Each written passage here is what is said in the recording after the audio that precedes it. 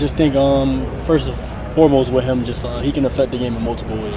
He's a great improviser, a great thrower of the deep ball, and I think that kind of opens him up to challenge the defense in a lot of ways. So I think when you look at him on film, he throws, like I said, throws a deep ball really well, and I think he's more of an improviser than he is a true scrambler and a true design QB run type of guy. But he can definitely extend plays, and he has the opportunity. He's showed on film a lot of times to create big plays from scrambling outside of the pocket. So he just makes the defense stay a lot more disciplined. Did you or any of the guys meet him when he came up here a couple off seasons ago? Well, I didn't meet him. I don't know about any of the other guys. I think he maybe was in connection and talking to a couple of the receivers at the time, but I never personally met him. How have you seen the secondary, especially Deani and Amelia? How have they grown with that competition, kind of the boundary spot, and just what have you seen from them? I think the competition has been great. I think those guys have equally made each other a lot better. And each of those guys have upped their level of competition, how they play, just based off how well the other guys performing. So I think both Deani and Emilio have done a really, really great job, and I'm super proud of them and the way they've grown throughout the program. And just Deani coming in a couple months ago and already taking that starting role for us and doing the things that he's doing now, and Emilio even more really being more mature, kind of that veteran presence and learning from the guys and learning from me and learning from Deani and Nazir. So I think both of them guys have really taken a lot of great steps, and I'm super excited for what they're both going to do this year. What's the excitement level? You ready to get going here on Thursday night? I can't wait. We always do the countdown. It's just it's the last 3 days always take forever to come. So we all super excited, super pumped up for playing Miami, Ohio, and really get back to playing Badger football. And night game, I know that whenever there is a night game, it's always it's a night game. But it's something different here at Wisconsin, isn't it? Oh, yeah, and the environment's incredible. Every night game I've been a part of, the environment's always been incredible. So I'm super excited. I'm glad we get the first one to be a night game, and I'm pretty sure you guys heard about the light show and the different things they're adding to. So it's going to be definitely a fun and electric environment. I can't wait to get going. The last two seasons of the opener kind of went into the second half and was still not decided yet. Have you guys talked much as a team about wanting to establish this early and maybe give you guys confidence or people optimism that it's going to be different this year? Yeah, 100%. We always talk about week ones. Week ones are always a little bit rough. You never go in there expecting to blow a guy out or blow a team out just because it's week one, you're getting adjusted. But we know the challenges, and we know kind of where we've been at in these past week one games the last 2 years. And, that's pretty much a statement we want to make. We just talked to Coach Haynes about, establishing your dominance as soon as you get on the field. So you make it a short night for those guys and make it a shorter night for you too. So we know we're going into that game with that plan and that mindset to end the game early, and we want to get it started early.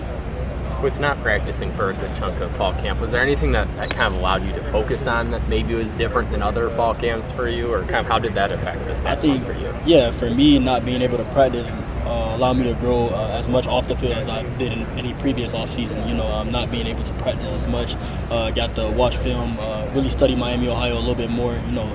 Sharpen where I was lacking in the game and on my film. So I think that was really a really good opportunity for me, and just an opportunity for me to take more of a leadership role to the guys in the room, helping where I could and giving advice and helping guys here and there, because we have a lot of younger guys, and guys like Cairo and guys like Emilio we're expecting to play big roles this year. So trying to give them as much advice as I can and be a leader in that way is something that was different for me as well.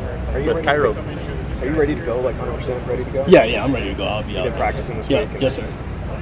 With Cairo being on the depth chart, what stood out to you about him kind of since he got on campus? I think Cairo has done a really good job of getting acclimated to us. He's only been here for a couple months. He was a winter enrollee as well, but I think he's done such a good job. It's hard to be a freshman and come in expecting to play almost an immediate big role. So for him, I'm really excited for how I seen Cairo growing, his just maturity level and just adapting very well to our culture. And he's a guy that these guys in the secondary and the guys on the defense trust, and it's not easy to earn that as a freshman. So I'm pretty excited for Cairo and just his journey. I'm glad I get to be a part of the start of his journey, and I think he's going to do really big things as a Badger. You talked about, scouting Miami, Ohio. Their top three receivers all are no longer in the program, but they brought in some power forward talent too in the past couple of years. Just How do you scout the receivers, and what did you take away from them? Yeah, like you said, brought in some power forward guys. I think they got a transfer from Florida State and then Notre Dame on the outside. Bigger guys, but it's not a challenge that I haven't met before. But those are bigger guys that can go up and grab those 50-50 balls, aggressive if you let them be competitive in a blocking game. So they're good players. They're obviously on this level for a reason. They're good players. But I'm super excited for that matchup, and it's going to be fun just getting acclimated and having that matchup all night.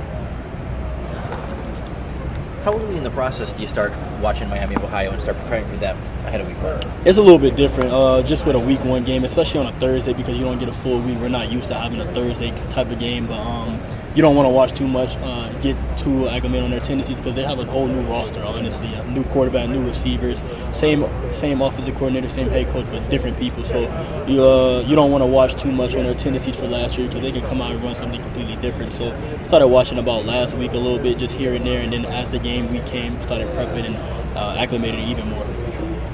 Obviously a little different preparation-wise on this week 1, but do you like the Thursday start, or kind of what are your thoughts on that? I think it's cool, challenging our inner Mac action. So I think it's cool, obviously we're used to playing Saturdays, but when you get a unique challenge like this, it's fun for us to adjust and just for us to be even more focused and more locked in on the schedule and what we have to do. So, and then, getting started early, get a longer weekend for us, which is cool. So excited for that, excited for the challenge of a Thursday game, but I think we're ready for it. How do you have to adapt to, I know you've had night games over the past few years, obviously since you've been here, but just especially an 8 p.m.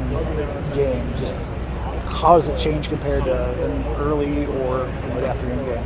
I think just sitting around a little bit more. Guys get a little antsy, especially with a night game, but when you have a night game this late, we're not accustomed to playing at 8 o'clock or 8 o'clock kickoff, but it's cool. Like as you got to say, it just matters what you're influencing yourself with all day, kind of just making sure you stay focused on the main goal, watching Miami, Ohio, feeding yourself your film, and just, getting ready to go. We can get a little antsy sitting around, but it's all worth it once we get out on the field and the ball's kicked off. Obviously, tough position that Nazir's been in. Kind of, how have you seen him kind of handle this adversity and this uncertainty that he's been in? He's handled it as best as you can. Nazir is such a great guy. He's such a great leader for our team and such a pivotal piece of our team. And, him going through the things that he's going through and saying how great of a teammate he's been, even helping guys on scout team and giving a look and, being a advice giver and a leader in our room. He's a great guy. And, we hoping things swing our way and swing his way, but that's not our decision. But Nazir is such a pivotal part of our team, and we're hoping we get him back. But he's done a great job of being a leader and being here for us while he's couldn't necessarily be on the field as much.